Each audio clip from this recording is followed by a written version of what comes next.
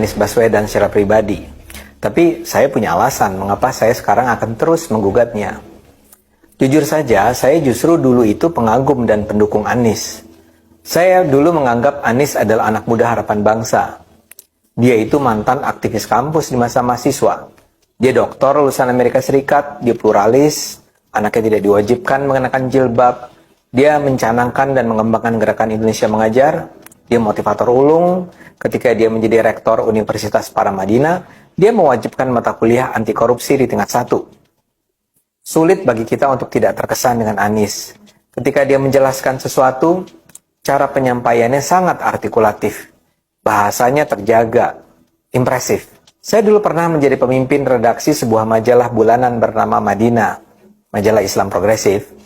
Kami pernah menerbitkan sebuah edisi yang isinya 25 tokoh muslim damai di Indonesia pada November 2008. Dan saya memasukkan nama Anies sebagai salah seorang dari 25 tokoh muslim damai itu. Saya juga pernah menjadi pengurus Yayasan Paramadina. Dan saya termasuk pihak yang berperan menggolkan Anies terpilih kembali sebagai rektor di sana untuk kedua kalinya. Saya selalu bela dia ketika dia dituduh Syiah atau liberal atau apalah. Saya semula memang percaya bahwa Anies adalah salah satu tokoh muslim muda yang bisa diharapkan di Indonesia. Dia pintar, saleh, gagah, demokratis dan pluralis. Saya terkesan juga dengan pernyataan dia bahwa yang harus dikembangkan adalah Islam jalan tengah. Jadi dulu saya kagum dengan dia. Kekecewaan saya bermula di saat konvensi Presiden Partai Demokrat. Ketika itu saya mendukung Menteri Perdagangan Gita Wirjawan. Dan salah satu peserta konvensi yang lain adalah Anies. Saya tahu bahwa hubungan mereka cukup dekat. Gita Wirjawan adalah seorang penyumbang dana yang besar bagi pasca sarjana Universitas Paramadina. Tapi apa yang terjadi di saat konvensi itu mulai merusak image tentang Anies di benak saya. Ketika itu, Anies membangun gambaran bahwa kebijakan Gita serba impor. Padahal dia tahu persis, Gita justru mengerem impor. Ketika itulah saya tahu dia adalah orang yang akan menghalalkan segala cara untuk mencapai tujuan. Dia rela bohong. Bahkan dia rela menikam kawannya sendiri. Karena itu saya tidak terlalu antusias ketika dia menjadi salah seorang anggota tim sukses Jokowi. Begitu juga ketika dia terpilih menjadi Menteri Pendidikan dalam pemerintahan Jokowi.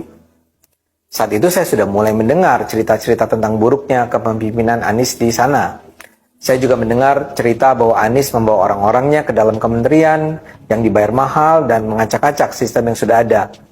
Tapi saya toh tidak menyerang dia karena saya khawatir saya hanya mendengar cerita satu sisi dari orang-orang yang ya barangkali punya kepentingan di Depdikbud.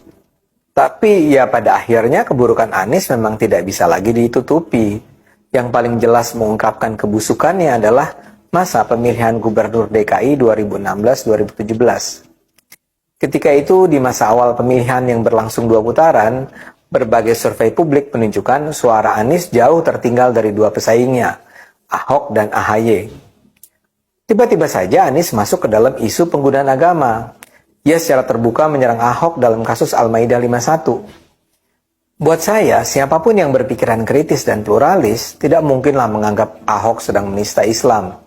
Tapi Anies justru dengan terbuka mendukung narasi Ahok adalah penista agama. Lantas dengan segera pula ia merapat ke Rizik Syihab dan FPI.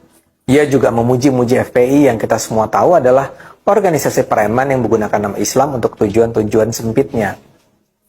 Dan tentu saja sejarah mencatat bagaimana kubu Anies menjadi pihak yang paling aktif memecah rakyat Jakarta dengan isu agama. Pilkada DKI 2017 adalah pilkada yang biadab.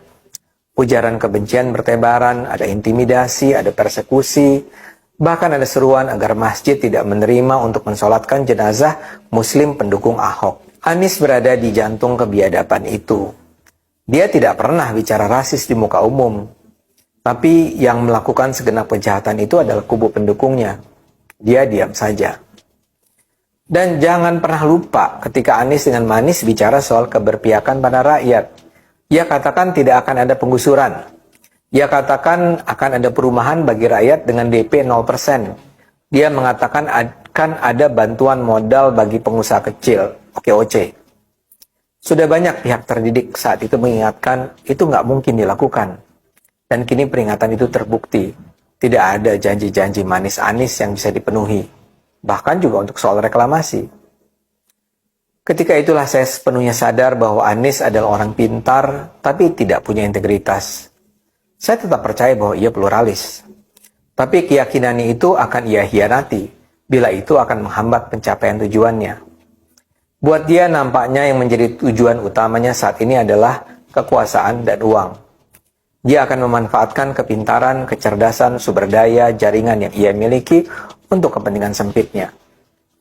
Apa yang terjadi sekarang sekedar menguatkan kesimpulan tentang Anies sebagai manusia tanpa integritas. Tapi seorang pemimpin tanpa integritas belum tentu korup loh. Kalau tahu dia tidak bisa korupsi. Kalau dia tahu dia diawasi. Kalau dia tahu bahwa akan ada orang-orang yang mengecam dan membongkar aib dia ketika dia melakukan perilaku busuk. Karena itu Anies harus terus diawasi dan dikritik.